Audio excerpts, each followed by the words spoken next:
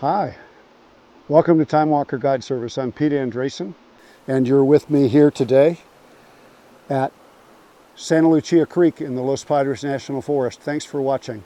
I'm taking this out for a hike. This is an 1873 Winchester. The 1873 Winchester was all over the Los Padres National Forest, or what preceded it, the Ventana area. The original caliber was .44-40. This one's in .45 long Colt. We'll go into that in greater detail. And yes, this one's a musket. Let's go see how it shoots.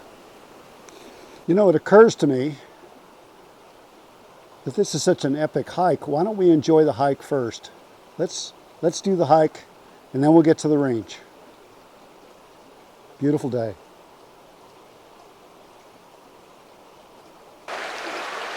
I'm under a highway abutment. Well, it's not a highway abutment, it's the Indians' road, which, dirt road. And so, I'm down here looking at the creek in the shade a little bit, and I thought we'd look at this rifle, this 1873 musket. It's made by Uberti for EMF. Look at that case hardening. That is simply magnificent case hardening. The wood to metal fit is exquisite. I mean, this is a beautiful firearm, and I'm already scratching it, so I already feel terrible. It's got musket sights for long range, and that's why I got the gun, to try to shoot long range, and that's a scratch I just put on it on that stock there. Isn't that horrible? But if I'm going to take it out in the National Forest for adventures, there it is. It's got a long magazine tube. It's quite heavy, heavier than a Brown Bess. It's got a Mosin Nagant 1891 musket stock on it. Although that might be an M44 sling.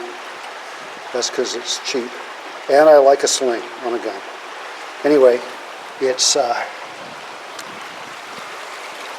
really exquisite. Sights stick up a little bit. We're going to try it at long range. We're going to try it at close range. Let's see how it goes.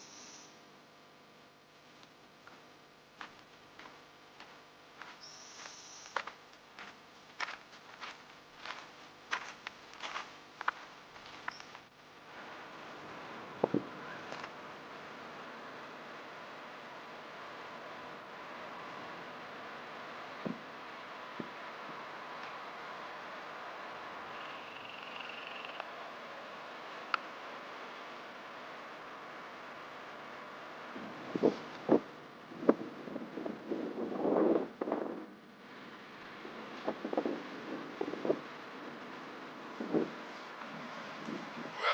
the deal. I'm out here at the range and I've never fired this rifle before. Isn't that interesting? But anyway, for that reason, I'm gonna shoot it at 50 yards first and then go to 100 in my next video. But let's see where this thing shoots. It's a chunk of a gun, isn't it? And it holds 15 shots. Whoa, let's try that. Okay, 50 yards. Correction. I change things a lot, don't I? Thanks for watching. Let's keep going.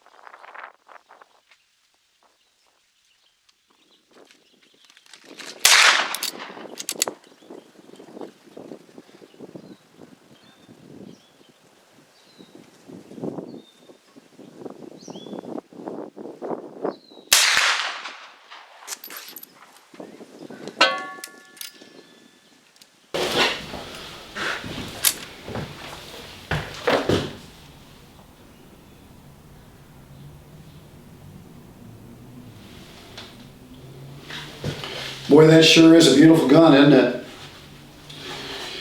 And look at it, it's a military musket, so it even comes with a bayonet.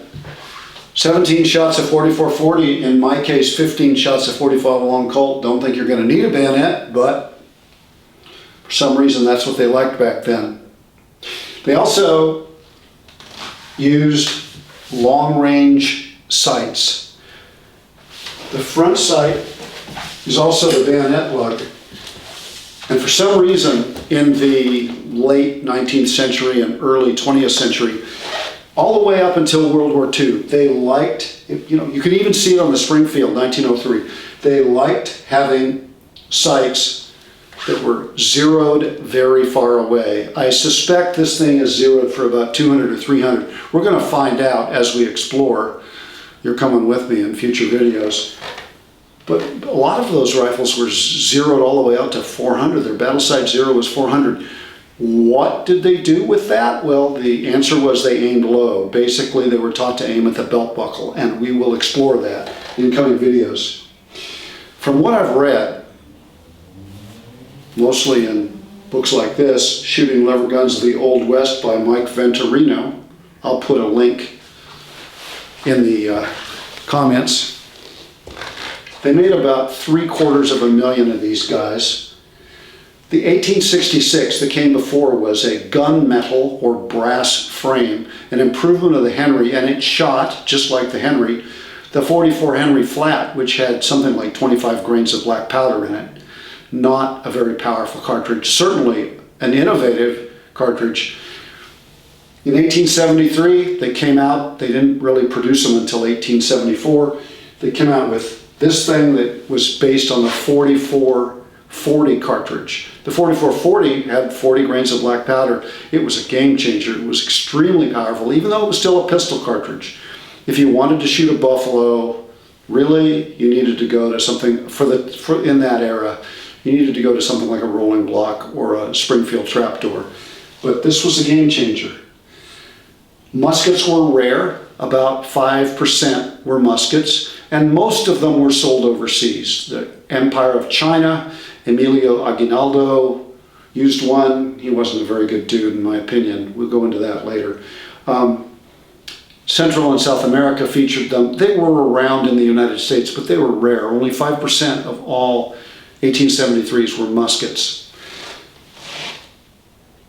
Magnificent, beautiful gun. For comparison, what comes next is the 1892 Winchester and the 1894 Marlin. This is an 1894 made in the 20th century. It's my uncle's gun. There's a feature here about the 1873 rifle we have to keep in mind. It's still based on the volcano action. It's still basically an 1850s design. It's using those toggle link. It's a genius move. It's bigger and heavier than what comes next. It's also a lot weaker, which means that you never, ever load up an 1873. Take it up to the original, early 44-40 specs.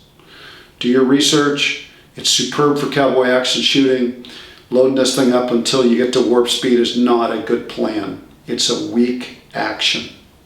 Having said that, if you want to walk around with it, like me, you might run into a small pig. 15 shots, right? I love it. It lets me commune with my ancestors.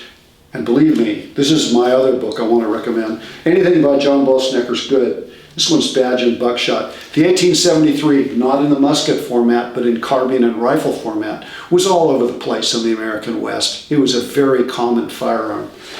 Even until my time, in my childhood, they were still hunting with these guns, and they didn't stop making them until 1930. So even after the 1892 came out, they still liked the 1873, at least some people did. Even though the 1892 is a lot stronger action. Again, this thing's weak. Walking around gun. Commune with my ancestors. Think about everything they went through. Thank you deeply for joining me. As always, please like and subscribe.